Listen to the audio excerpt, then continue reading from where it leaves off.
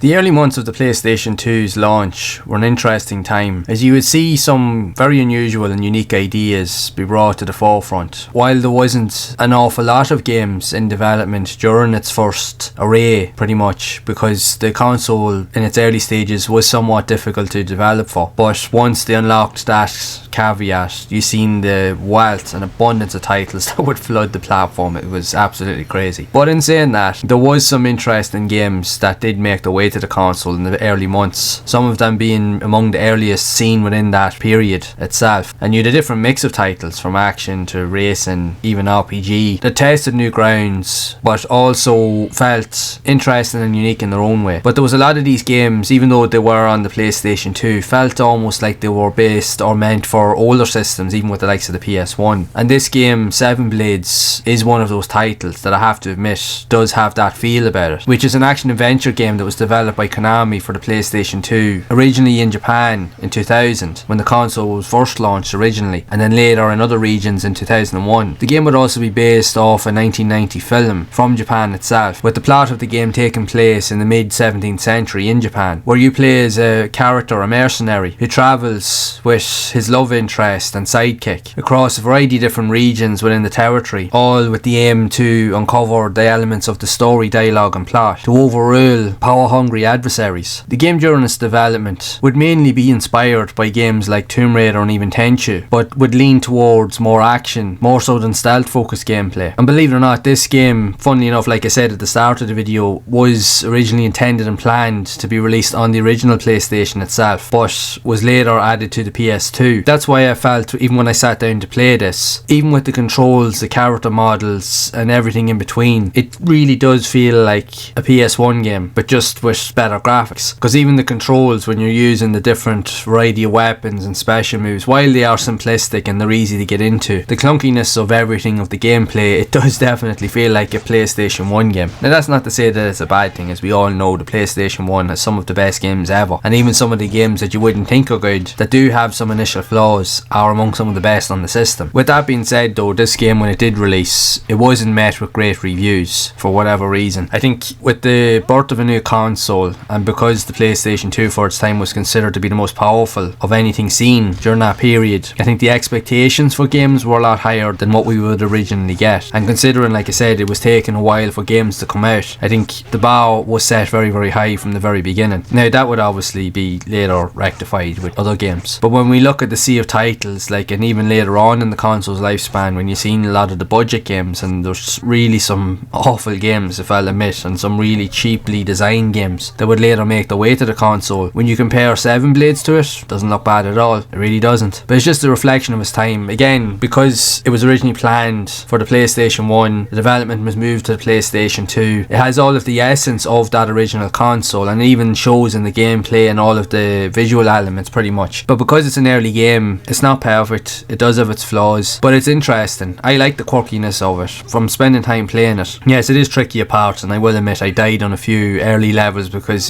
you got overwhelmed by the enemies, and if you're not sure how to block and how to dodge, and some of the weapon choices can define different outcomes, especially when you're using heavier weapons. You'll find that it takes longer to swing attacks, which is good in groups of enemies, but at the same time, if you're surrounded by them, they can literally zone you out very, very quickly, which pretty much they can keep hitting you, and it just takes a long time for you to get any hits in, so you'll have to switch out to another weapon, which you won't have that many in the beginning anyway, because you have to gradually collect them all as you play through the story. But you can choose to play as other characters as well, which also adds to the appeal of the experience. And the female character is generally smaller, maybe not as strong, but she's a lot quicker and more agile. So there is different play styles there that will suit different means or methods. If you like more of a brutish approach, you can pick the male character, but if you want more of a quick and fast paced approach, the female character is definitely the go-to. And it just takes a lot of those elements that we would have seen in games like Tenchu and other games like it that have both a male and female protagonist, because they have different dynamics in how they play, and it just will suit different play styles. But for it being an early PS2 game, regardless of the reviews, it's not a bad title. Right, it's not the best game on the system, but I like the quirky elements. I do love the Japanese oriental aesthetic to it. If anything, I always thought that this period or generation of games had some of the best visuals in that respect. They really were able to capture that whole essence of the region and what they were trying to do. The atmosphere is definitely there.